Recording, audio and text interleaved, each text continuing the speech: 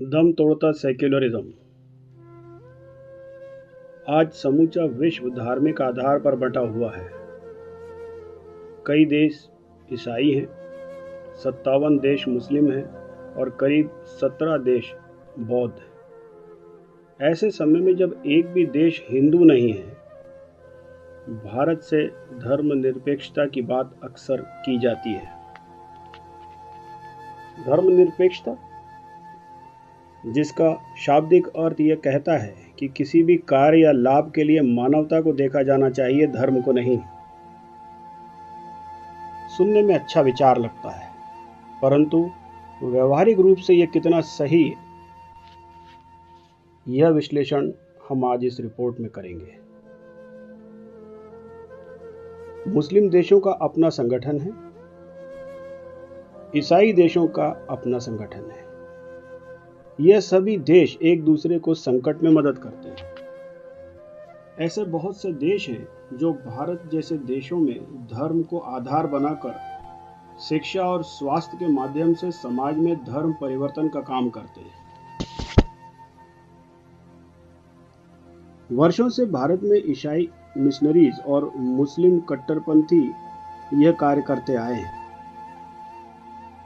जब तक ऐसी सरकारें रही जो धर्मनिरपेक्षता को एक चश्मे से देखती थी, हिंदुओं के साथ होने वाले कितने भी बड़े अत्याचार या भेदभाव को सेक्युलरिज्म के बोझ की तरह दबा दिया जाता था। वहीं इस्लाम को मानने वाले लोगों के साथ घटी छोटी से छोटी घटना को सेक्युलरिज्म की बुराई के रूप में प्रचारित किया जाता था।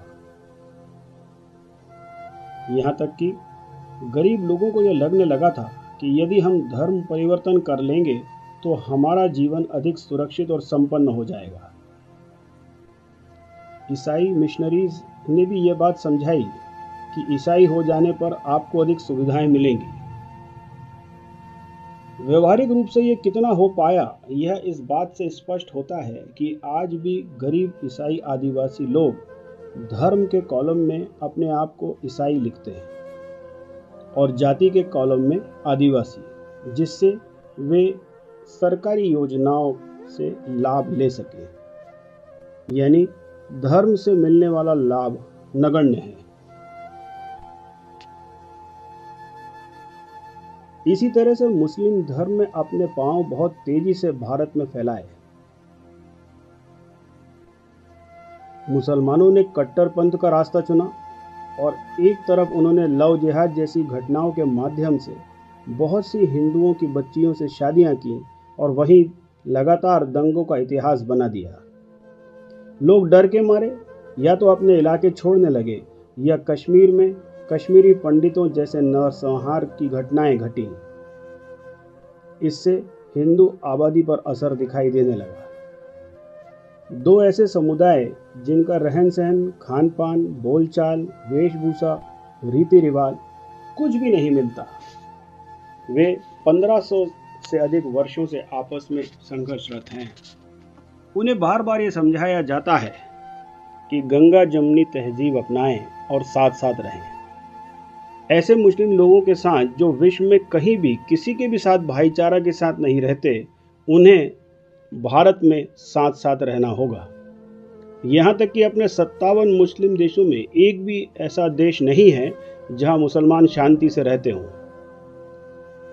भारत के लोगों से अपेक्षा की जाती है कि वे भाईचारा बनाए रखें।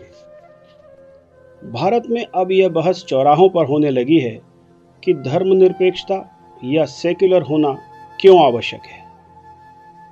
जब हम जैन, बौद्ध, पारसी या सिख धर्म के लोगों के साथ रह सकते हैं, तो हम मुस्लिम धर्म के अनुयायियों के साथ क्यों नहीं रह पाते। जब इन धर्मों में से किसी को भी आपस में कोई समस्या नहीं आती, तो सिर्फ मुसलमानों के साथ समस्या क्यों आती है। आंकड़ों से यह स्पष्ट होता जा रहा है कि लगभग सामाजिक समस्या के मूल में मुस्लिम ही होते हैं। आपने कभी कोई दंगा ऐसा नहीं सुना होगा जो जैन, बौद्ध, पारसी, सिख या ईसाई समुदाय के लोगों ने हिंदुओं के साथ किया हो। इक्का दुक्का घटनाओं को छोड़ दें तो ये सभी समुदाय आपस में प्रेम से रहते हैं। ना ये कभी अपने पूजा स्थल किसी से बांटते हैं, न किसी के पूजा स्थल पर जबरन कब्जा करते हैं, न ये जमीनों पर अतिक्रमण करते हैं, न शिक्षा को लेकर इनके मन में किसी भी प्रकार का भ्रम है।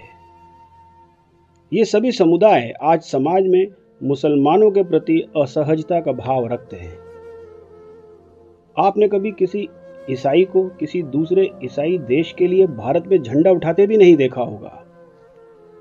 आपने किसी बौद्ध को किसी दूसरे बौद्ध देश का नाम लेकर भारत को बदनाम करते हुए नहीं देखा होगा। लेकिन फिलिस्तीन जैसे राष्ट्र, जिसका कोई लेना देना भारत से नहीं है, के लिए मुसलमान गांव, देहात और शहरों में रास्ते जाम कर देते हैं। वे पूरे विश्व के मुसलमानों के ठेकेदार बनने का प्रयास करते हैं, जबकि सारी सुविधाएं उन्हें भारत देता है। किसी अन्य धर्म के धार्मिक उत्सवों पर संपूर्ण भारतीय समाज उत्सव मनाता है, लेकिन मुसलमानों के पर्व आने पर पूरा भारतीय समाज, शासन, प्रशासन, यहाँ तक कि सैनिक और अर्धसैनिक बल भी चौकन्ने हो जाते हैं।